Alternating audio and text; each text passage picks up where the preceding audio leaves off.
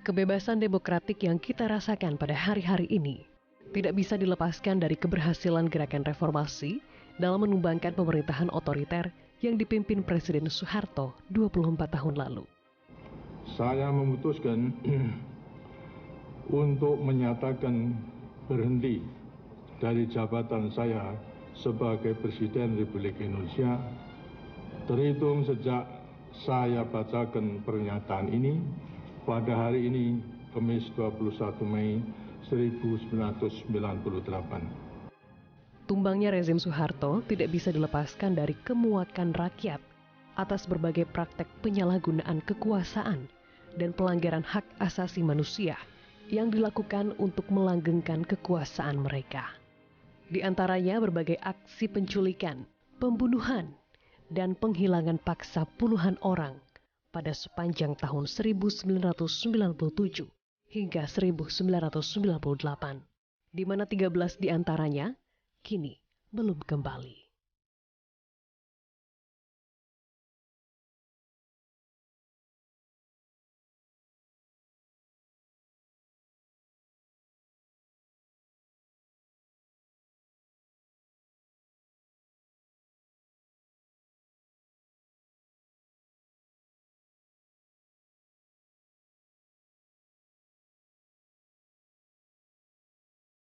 Peristiwa penculikan aktivis sepanjang tahun 1997 hingga 1998 selalu menarik untuk dibahas.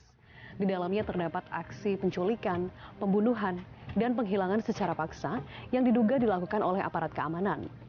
Mereka yang saat itu dilaporkan hilang sampai saat ini tidak pernah kembali ke keluarganya. Sejumlah pihak percaya mereka yang dihilangkan jasadnya dibuang ke laut agar tidak meninggalkan jejak. Lalu sebenarnya kemana mereka yang dihilangkan?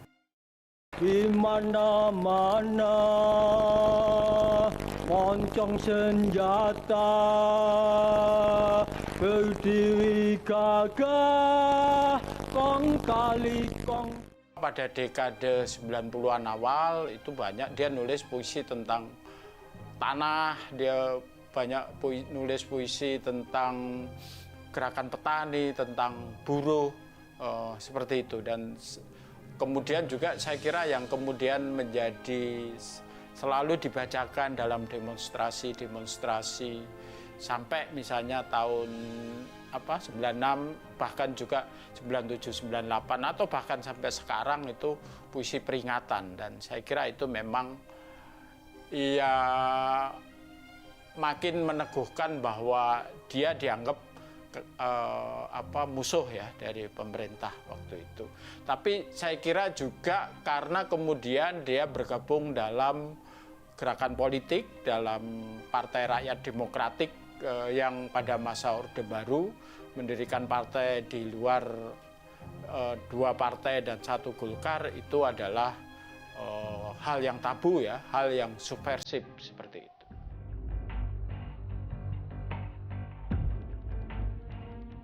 Di antara 13 orang yang dilaporkan hilang dan diduga menjadi korban penculikan aparat keamanan pada sepanjang tahun 1997 hingga 1998 adalah Ucok Munandar Siahaan, mahasiswa semester 6 Perbanas Jakarta yang hilang pada 14 Mei 1998. Sebenarnya sebelum ulang tahunnya dia kan mengatakan waktu itu bahwa dia mau bawa teman-temannya mau dirayakan di sini tanggal 17 Mei. Kita harapkan sebenarnya ya karena dia datang ke sini itu kan sekali sebulan. Jadi kalau tanggal 17 berarti tanggal 16 dia mesti dia datang gitu ya. Tapi tanggal 15 itu temannya nelpon mau bicara dengan Ucok. Dia bilang Ucok nggak di sini, masih ada di kosong. Enggak, dia berangkat kok tadi kemarin katanya malam jam 8 ada yang jemput gitu. Nah, setelah ada berita bahwa dia kesini padahal dia nggak kesini, ya langsung kita cari ke tempat kosnya. 13 orang yang diduga menjadi korban penghilangan paksa dan hingga kini belum kembali merupakan orang-orang yang aktif menyuarakan tuntutan lengsernya Presiden Soeharto. 4 dari 13 orang korban penghilangan paksa yang belum kembali, yakni Herman Hendrawan, Petrus Bimo Anugrah, Suyat, dan Wiji Tukul misalnya, adalah aktivis Partai Rakyat Demokratik atau PRD yang sangat kritis terhadap pemerintah dan kala itu dinyatakan oleh aparat sebagai partai terlarang. Keempat aktivis PRD ini hilang pada medio waktu yang sama dengan aksi penculikan yang terjadi terhadap sejumlah aktivis PRD lain pada awal tahun 1998 yang di kemudian hari dikembalikan kepada keluarganya. Rusun Klender, Jakarta Timur, tempat saya berada saat ini merupakan salah satu lokasi penculikan aktivis tahun 1998. Pada saat itu tanggal 13 Mei 98, puluhan orang mengepung lokasi ini dan menggerebek salah satu rumah yang di dalamnya ditinggali oleh beberapa aktivis PRD atau Partai Rakyat Demokratik seperti Aan Rusdianto, Mujianto, Nezar Patria, dan Petrus Bima Anugrah. Berdasarkan kesaksian para korban penculikan, mereka dibawa ke markas Kopassus yang berlokasi di Cijantung, Jakarta Timur. Beberapa bulan kemudian, 3 aktivis dilepaskan, namun Petrus Bima Anugrah sampai hari ini belum kembali ke keluarganya.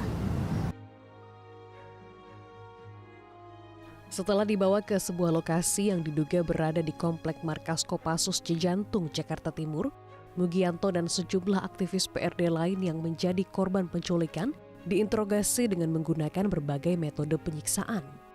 Saya dimasukkan ke dalam mobil, baru turun 3 langkah. Keluar dari kendaraan itu 3 langkah, saya sudah terdengar suara air mengalir gemericik itu. Kemudian udaranya dingin, terus ada suara kayak cambuk, cetar, cetar. Jadi saya bayangkan ini di sawah. Setelah itu kemudian saya disuruh buka celana. Buka sepatu. Saya diikat, ditidurkan, kemudian 2 kaki diikat, 2 tangan diikat. Nah, kemudian saya diinterogasi kan. Coba kamu ingat-ingat, kamu tinggal sama siapa di situ? Nah, kemudian saya disiksa, dihajar. Akhirnya saya menyebutkan nama aliasnya kawan yang tinggal di situ. Namanya ini, nama aliasnya Nezar Patria. Jadi saya sebutkan di situ. Sudah, akhirnya berhentilah saya disiksa sendiri. Nah, ketika disiksa itu saya baru ngeh. Ternyata alat yang bunyinya seperti cambuk tadi, cetar-cetar itu bukan cambuk, tapi alat setrum itu, electric shock itu. Jadi saya baru tahu ketika itu, karena ketika itu bunyi cetak-cetak dan ditempelkan ke tubuh, nah itu, oh ternyata ini setrum. Yang paling sakit itu bukan ketika saya disiksa, bukan ketika saya dipukul atau disetrum atau di apapun. Yang paling menyakitkan itu adalah ketika saya mendengar orang lain, kawan saya disiksa, itu paling menyakitkan. Karena kalau saya disiksa saya bisa meronta, bisa mengekspresikan, segala macam. Tapi ketika itu Nezar disiksa, dihajar, itu luar biasa. Selama proses interogasi ini, Mugianto dan para aktivis korban penculikan lain diberondong berbagai pertanyaan tentang aktivitas mereka di PRD yang mendukung referendum Timor Timur dan menolak dui fungsi ABRI, serta dukungan PRD terhadap Megawati Soekarno Putri dan Amin Rais, dan keterlibatan mereka dalam gerakan untuk melengsarkan Presiden Soeharto. Karena waktu itu kan kami masih diperiksa, hampir tiap hari itu diperiksa oleh Puspom, TNI, diperiksa, diinterogasi artinya, di sel di bawah. Inti apa yang pertanyaannya adalah soal program kami ya. Waktu itu kan saya di SMID, Solidaritas Mahasiswa Indonesia untuk Demokrasi, dan Partai Rakyat Demokratik juga. Mereka masih tetap nanya soal mengapa kami anti difungsi ABRI, mengapa kami ingin mencabut 5 undang-undang politik, mengapa kami mendukung referendum untuk Timor Leste, untuk Timur Timur pada waktu itu. Mereka tanya soal apakah saya pernah menghadiri pertemuan bersama dengan Gus Dur, dengan Megawati, dengan Amin Rais. Itu pertanyaan-pertanyaan yang selalu mereka ulang-ulang. Jadi pertanyaannya seputar itu, sama pertanyaan soal siapa ada di mana. Maksudnya kawan-kawan saya kan yang belum ditangkap. Misalnya sebelum Andi Arief ditangkap, pertanyaannya banyak soal di mana Andi Arief.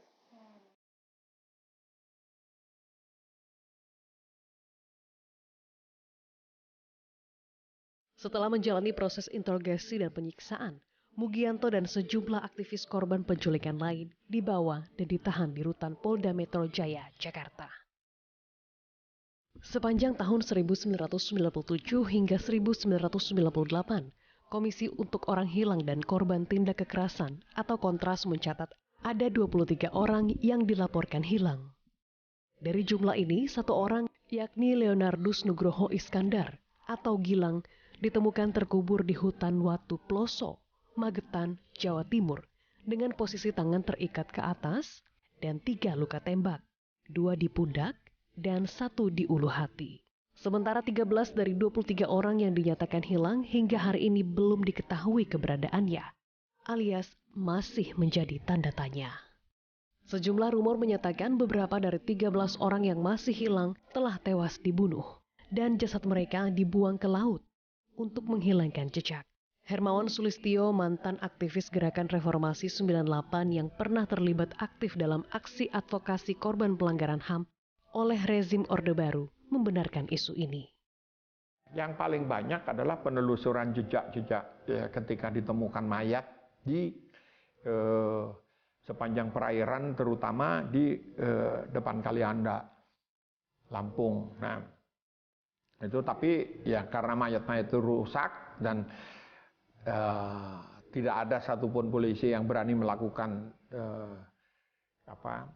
uji forensik medis bagi mayat-mayat ini karena ya tidak bisa semua saling melindungi para pelakunya gitu.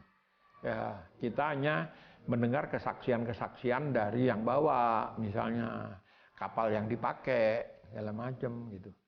Jadi kalau ada yang mendengarkan omongan saya ini pasti tahu kejadian itu gitu.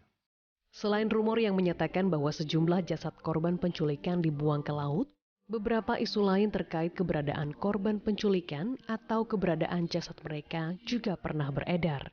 Hingga hari ini berbagai kabar tentang keberadaan penyair Wiji Tukul yang hilang antara bulan Februari hingga akhir Mei 1998 atau kabar terkait penemuan jasadnya pernah beredar. Banyak ya kami terima rumor mengenai keberadaan Tukul ya. Yang paling banyak itu dia ada di sekitar kawasan Pulau Seribu gitu. Kemudian juga ada bahwa dia sudah dihabisin di satu markas tentara seperti itu. Kemudian bahkan ada yang bilang dulu pernah dia sebenarnya ada di luar negeri. Kemudian di Gunung Lawu itu kami juga terima, bahkan di satu tempat di dekat rumah sini di Depok itu juga pernah gitu ya. Tapi namanya rumor ya, apalagi kemudian lokasinya berbeda-beda gitu ya. Ini kan kami melihat bahwa rumor itu sekedar spekulasi ya, dan kebenarannya mungkin masih jauh ya. Nah, tugas untuk memastikan kebenaran itu kan tugas negara sebenarnya. Kami sudah melaporkan keberadaan itu, DPR juga sebenarnya juga sudah merekomendasikan agar ada penuntasan kasus orang hilang. Nah, saya kira agar tidak terbit rumor-rumor itu sebenarnya adalah tugas pemerintah untuk memastikan keberadaannya Tukul dan belasan orang yang hilang pada masa ujung Orde Baru itu ada di mana, nasibnya seperti apa, dan siapa yang bertanggung jawab yang sampai sekarang itu belum dijawab oleh negara seperti itu. Ada saksi polisi sudah almarhum yang mendapati kerangka orang di mana Tawangmangu yang kita duga sangat kuat itu Wiji Tukul, di sampingnya ada bayonet ditancepin gitu. Nah, yang jadi masalah adalah kenapa nggak ditelusuri ya? Susahnya kenapa? Tidak ada jejak forensik waktu itu yang accountable, bisa dipertanggungjawabkan karena polisi masih di bawah ABRI sama-sama TNI dan tidak ada perwira gila yang berani menelusuri kayak begitu. Rangkaian aksi penculikan aktivis pada sepanjang tahun 1997 hingga 1998 menurut sejumlah pihak diyakini merupakan bagian dari operasi intelijen yang dilakukan Komando Satuan Khusus atau Kopassus melalui tim kecil yang disebut Tim Mawar. Ada satu hal yang tersisa, mungkin bekas-bekas penyiksaan bisa hilang, tapi ada satu hal yang tersisa dari korban-korban penculikan dan penyiksaan. Apa? Itu trauma. Ada sesuatu yang hilang dalam diri si korban. Yang apa namanya, di mana si korban pasti merasakan bahwa dia bukan seperti yang dulu lagi. Ada yang hilang dalam dirinya. Jadi ini pola lama dalam rangka operasi intelijen yang kadangkala bersifat tertutup dan seringkali berdampak terhadap hak asasi manusia. Inilah yang saya katakan bahwa praktek-praktek covert action ataupun praktek-praktek operasi rahasia dan tertutup di dalam negeri oleh intelijen seharusnya tidak dibolehkan.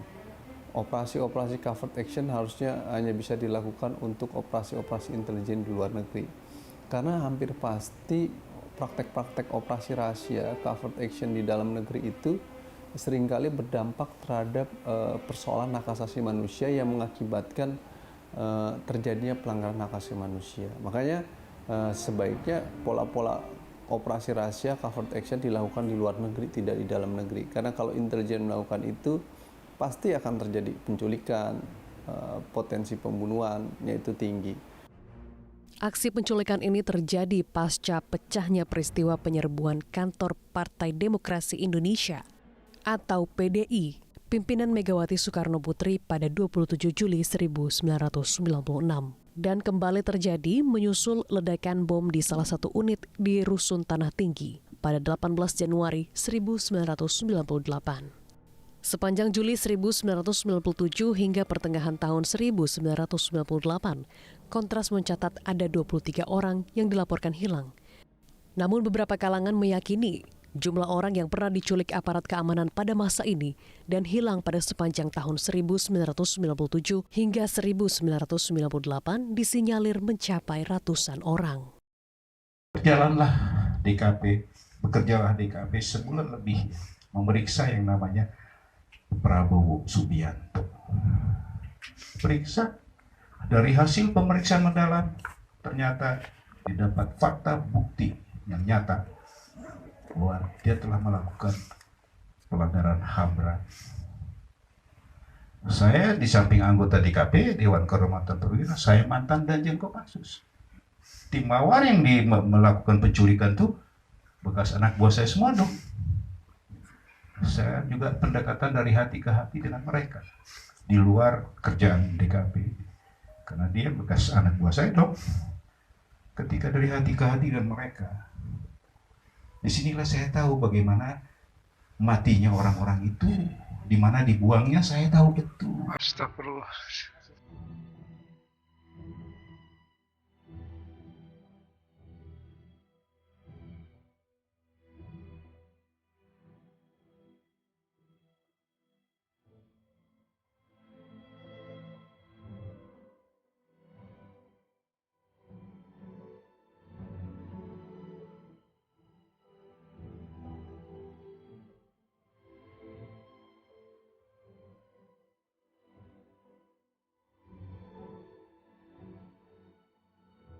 Kasus penculikan aktivis 1997 hingga 1998 dan kasus-kasus pelanggaran HAM lain pada masa lalu sejauh ini sering menjadi isu panas yang dibahas oleh para politisi. Pihak korban atau keluarga korban kerap disuguhi berbagai janji dan harapan kepastian hukum terlebih pada masa-masa menjelang perhelatan besar politik seperti pemilihan presiden. Namun dalam kenyataannya, sampai hari ini pemerintah bahkan belum berbuat apa-apa untuk memberikan status hukum yang jelas terhadap 13 orang yang masih hilang dan diduga menjadi korban penghilangan paksa. Kondisi ini kerap mempersulit kehidupan keluarga yang ditinggalkan, khususnya saat harus berurusan dengan proses administrasi kenegaraan. Pernah menjadi jembatan dalam kasus ini adalah adanya sertifikat mengenai orang hilang yang waktu itu diterbitkan oleh Komnas HAM. Tapi kan itu belum legally binding ya. Jadi beberapa orang bisa terima, tapi misalnya untuk urusan kemarin aja Fajar anaknya laki-laki mau kawin harus meyakinkan ya birokrasi tingkat pemerintah lokal terutama untuk ya bapaknya hilang ya mau apa lagi gitu. Ini kan sebenarnya problem besar dalam pencatatan sipil di Indonesia. Ya oke, sertifikat yang dikeluarkan oleh Komnas HAM membantu, tapi beberapa instansi kayak perbankan, misalnya kalau nanti ngurus sertifikat itu pasti akan punya masalah ya, seperti itu. Negara harus melakukan reconcile with the past, gitu. Istilahnya rekonsiliasi dengan masa lalu. Gitu. Kenapa? Bagi para aktivis HAM, teman-teman aktivis HAM itu, rekonsiliasi dengan masa lalu itu artinya harus ada penghukuman bagi para pelaku pelanggar HAM. Yang jadi masalah adalah di kita itu pertama tidak ada yang ngaku gitu. Orang Indonesia itu termasuk aparatnya kan dilatih untuk jadi pengecut. Gitu. Dalam resolusi Majelis Umum PBB nomor 56/83 tentang kewajiban negara atas tindakan pelanggaran hukum internasional, langkah awal untuk berrekonsiliasi dengan para keluarga korban pelanggaran HAM adalah permintaan maaf negara secara terbuka. Dan sampai detik ini, pemerintah Indonesia belum pernah melakukan hal tersebut kepada keluarga 13 orang yang diduga menjadi korban penghilangan paksa. Kenyataan ini sangat kontradiktif dengan pernyataan-pernyataan pemerintah yang kerap kali menegaskan komitmennya untuk menuntaskan kasus-kasus pelanggaran HAM masa lalu. Penyelesaian kasus penghilangan orang secara paksa yang dilakukan dalam satu operasi rahasia harus diselesaikan secara tuntas.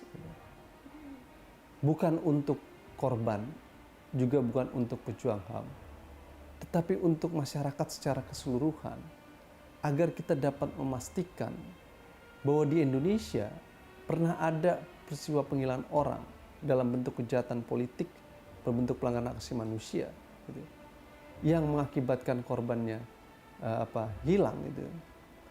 Itu para pelaku bisa dihukum dan diadili dan masuk dalam satu proses hukum. Itu penting untuk kita punya keamanan, ketenangan, dan kepastian bahwa ke depan tidak akan ada lagi operasi-operasi rahasia seperti itu yang kemudian warga negaranya akan mungkin diculik oleh kekuasaan. Pertama, mereka nggak pernah minta maaf, ya kan? Mereka tidak pernah mengakui, mereka selalu denial. Mereka tidak pernah minta maaf. Pun kalau mereka minta maaf, mereka harus menyebutkan minta maaf atas apa.